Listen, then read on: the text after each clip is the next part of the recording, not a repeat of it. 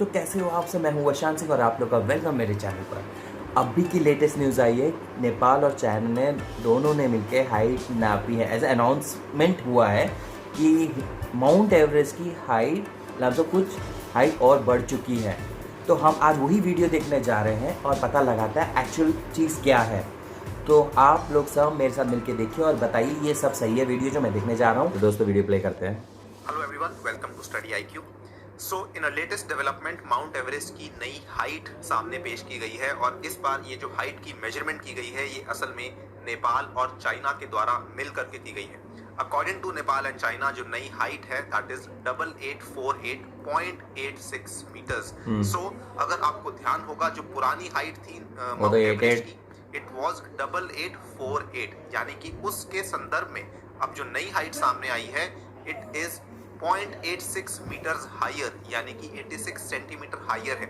आप देख सकते हैं हिंदुस्तान टाइम्स का ये आर्टिकल है आपके सामने और ये न्यूज आज दोपहर को ही ये अनाउंसमेंट हुई है एग्जैक्ट हाइट के बारे में। अप्रोक्सीमेटली 3:30 बजे ये न्यूज सामने आई बिकॉज नेपाल ने इसको पब्लिकली अनाउंस किया that Mount Everest new height is 8848.86 metres से नेपाल एंड चाइना। सो जानेंगे कि पुरानी हाइट को मेजर करने का तरीका क्या था और जो नई हाइट है इसको मेजर करने का तरीका क्या है, and also we will understand कि क्यों नेपाल इंटरेस्टेड था इसको दोबारा से मेजर करने में, and also we will understand कि असल में हाइट चेंज होती क्यों है।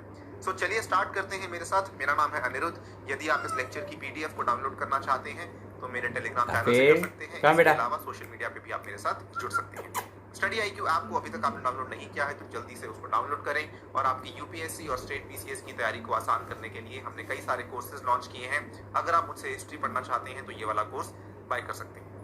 राइट, सबसे पहले माउंट एवरेस्ट की लोकेशन को देख लेते हैं। सो आई थिंक आपको इतना तो मालूम ही होगा कि माउंट एवरेस्ट जो है वो नेपाल में पड़ता है, लेकिन क्योंकि माउंट एवरेस्ट जो है वो बिल्कुल नेपाल और चाइना के बॉर्डर पे पड़ता है, अगर और प्रिसाइजली कहें तो नेपाल और तिब्बत के बॉर्डर पे पड़ता है। सो इसीलिए आपने ये भी सुना होगा कि माउंट एवरेस्ट को स्केल करने का एक आपका नॉर्दर्न बॉर्डर है और एक आपका सदर्न साइड है। सो ये आपका नॉर्दर्न साइड है और ये आपका सदर्न साइड है। सो इसीलिए इसकी दो साइड्स बन जाती हैं बिकॉज ये ऑलमोस्ट नेपाल और तिब्बत के बॉर्डर पे लोकेटेड है।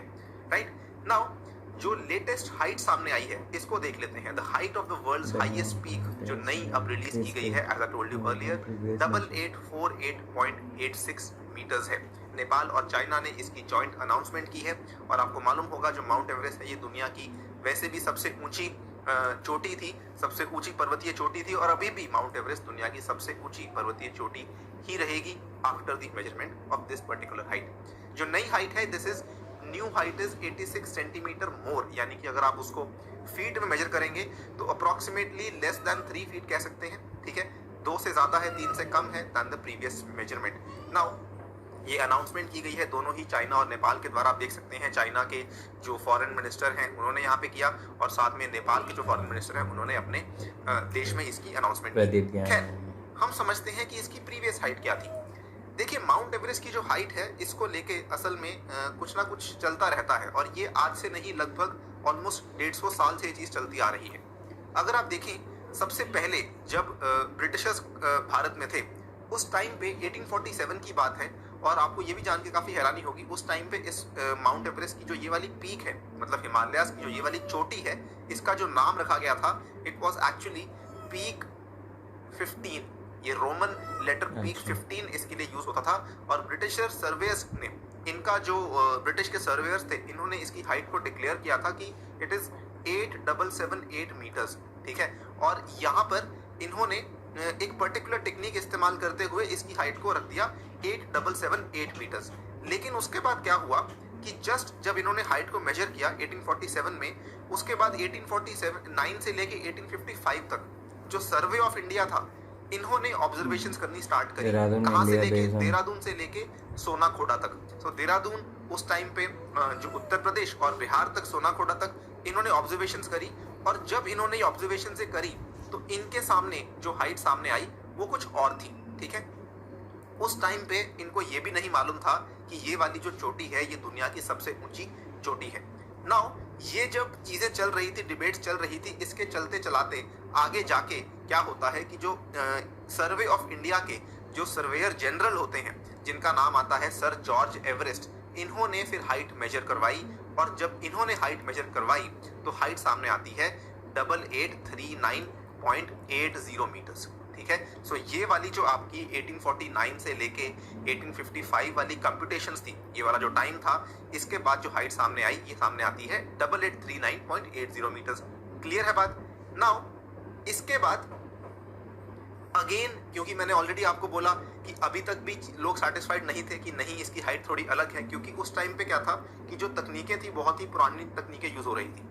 देन व्हाट हैपेंड इज कि एक फिर से मेजरमेंट होती है, लेकिन इस बार जो मेजरमेंट हुई ये 1954 में होती है, और इस बार जो 1954 वाली मेजरमेंट हुई थी, this happened using the trigonometric method. तो आई एम श्योर आपने सुना होगा ये वाले जो मेथड्स हैं, जिस तरीके से ट्रायंगल फॉर्मेशन करके निकाला जाता है एंगुलर फॉर्मेशन से कि कितनी हाइट है किसी पर्टिकुलर माउंटेन की। ठीक है, तो ट्रिग्नोमेट्रिक मेथड से इन्होंने हाइट को निकाला और फिर से एक नई हाइट सामने आती है, और इस बार आता है 8848 मीटर्स। 1954 से लेके ये वाली हाइट आज तक एक्सेप्टेड है। दुनिया भर में जितने भी मैप्स बनाए जाते हैं, लगभग सभी मैप्स ऑलमोस्ट इसी हाइट को एक्सेप्टेड मानते हैं और इसी हाइट को सही मानते हैं। सो बेसिकली जो पुरानी हाइट थी 8848 की, वो सर्वे ऑफ इंडिया के द्वारा मेजर की गई थी 1954 में। इनफैक्ट मैं आपको यहाँ पे एक और चीज बताना चाहूंगा कि इन्होंने जब ट्रिग्नोमेट्रिक मेथड तो इस्तेमाल किया, लेकिन इन्होंने जो डिवाइस इस्तेमाल की थी वो असल में उसका नाम था थियोडोलाइट। ठीक है, और यहाँ पर ये जो 8848 मीटर्स है, अगर आप इसको फीट में मेजर करेंगे तो 29028 फीट निकल कर आता है। अब इसके बाद एक बार और एक कोशिश की गई 1999 में। एक इंटरनेशनल सर्वेयर और कार्टोग्राफर हैं जिनका नाम है ब्रैडफोर्ड वॉशबर्न। इन्होंने एक पूरी कोशिश की कि हम इसको मेजर करेंगे। ऐसा इन्होंने क्यों किया? क्योंकि देखिए 1954 तक क्या था, सैटेलाइट्स इस्तेमाल नहीं हो रही थी। क्योंकि सैटेलाइट्स इस्तेमाल नहीं हो रही थी तो उनको लगा कि नहीं, कुछ ना कुछ प्रॉब्लम इस हाइट में भी है, हमें इसको दोबारा से सैटेलाइट्स की मदद से देखना चाहिए सो दैट हम नई हाइट निकाल सकें। सो इन्होंने, और ये जो पूरा का पूरा एक्सपीडिशन था 1999 वाला, इसको स्पॉन्सर किया गया नेशनल ज्योग्राफिक सोसाइटी के द्वारा।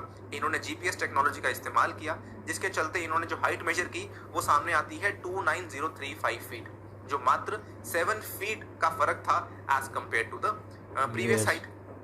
लेकिन ये वाली जो हाइट थी ये असल में केवल नेशनल ज्योग्राफिक सोसाइटी ही इसको फॉलो करती है, और कोई भी अगर आप देखेंगे दुनिया भर की जो किताबें हैं, जो मैप्स हैं, वो जो हाइट फॉलो करते थे वो 8848 मीटर्स की हाइट को ही फॉलो करते थे। राइट, सो एक चीज एस्टैब्लिश हो चुकी थी कि ये वाली हाइट ही सही हाइट है। सो अब क्या होता है, नेपाल ये कहता है कि जी नहीं, क्योंकि ये पीक हमारे देश में है तो हम इसको अपने तरीके से मेजर करेंगे, और नेपाल ने यहाँ पे ये जिम्मेदारी उठाई कि हम ये वाला मेथड और ये वाला मेथड, इन दोनों को साथ में प्लस करेंगे, और उसके बाद जो हाइट सामने आएगी उसको हम आपके सामने पेश करेंगे। नेपाल ने ये वाला जो पूरा जिम्मेदारी थी ये आज से 16 साल पहले उठा ली थी। 16 साल से ये प्रोजेक्ट चलता आ रहा था, जिसका फाइनली आप रिजल्ट देख रहे हैं, और अब जो हाइट सामने आई है उसमें माउंट एवरेस्ट 86 सेंटीमीटर हायर है as compare to the previous height. The final question जो कि बच जाता है कि असल में हाइट बदलती क्यों है। देखिए, दो रीजंस हैं, और इसमें सबसे जो प्राइम रीजन है वो बेसिकली नेपाल का ये था कि 2015 में जो अर्थक्वेक आया था, उसके बाद यहाँ पे जो लालसा थी वो और भी बढ़ चुकी थी ये जानने के लिए कि असल में इतना जो भयंकर अर्थक्वेक आया, भूकंप आया, उसने किस तरीके से वहाँ के माउंटेन्स की हाइट को इम्पैक्ट किया। ठीक है, सेकेंडली आपको मालूम होगा, आपने ज्योग्राफी में पढ़ा होगा, ज्योग्राफी में जब आप जियोमॉर्फोलॉजी में पढ़ते हैं तो जियोमॉर्फोलॉजी का एक बड़ा सिंपल सा कॉन्सेप्ट है, that is plate tectonics theory. और आपको मालूम होगा प्लेट टेक्टोनिक्स थ्योरी के अनुसार जो इंडियन प्लेट है, ठीक है, इंडियन प्लेट जिस तरीके से मूव करती है, और ऊपर से जो यूरेशियन प्लेट है जिस तरीके से ये मूव करती है, यहाँ पे आपकी यूरेशियन प्लेट जो आती है ये बेसिकली कन्वर्जिंग प्लेट्स हैं। राइट, ये एक दूसरे की तरफ कन्वर्ज कर रही हैं। लेकिन साथ ही में ये फैक्ट बिल्कुल ट्रू है कि जो इंडियन प्लेट है ये असल में ऊपर को मूव कर रही है।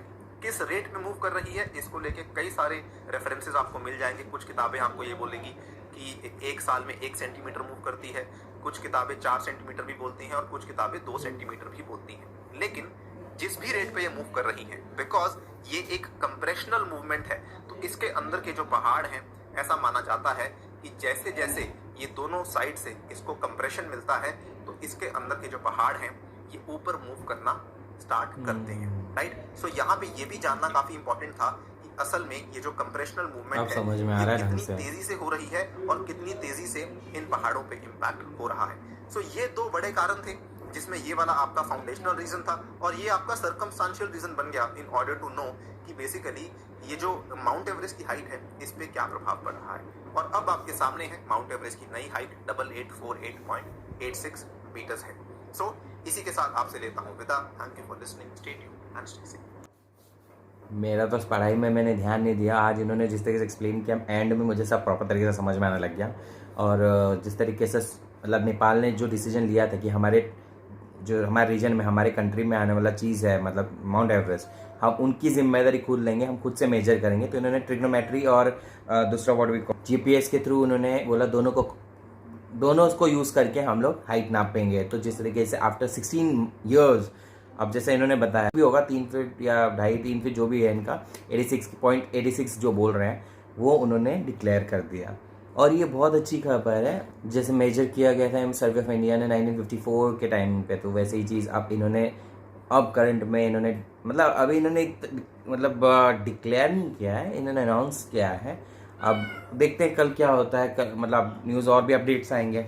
बस ये हुआ कि लेटेस्ट खबर थी और मुझे लगा कि ये चीज़ देखना ज़रूरी है और आप लोगों के साथ देखेंगे और मुझे सब इन्फॉर्मेशन मिलते जाएगा। फाइनली हमने वीडियो देख ली है और मैं नेक्स्ट वीडियो भी देखता हूँ। और अगर आपके पास कोई करंट न्यूज़ होगा जो प्रॉपर तरीके से बताया गया होगा तो आप वो मुझे भी सजेस्ट कर सकते हैं इस वीडियो के नीचे, मतलब कमेंट सेक्शन के नीचे, और बता दीजिए क्या है आगे, क्या हो रहा है आगे है। तो लेते हैं अभी विदा, नमस्ते, सत श्री अकाल, स्टे सेफ।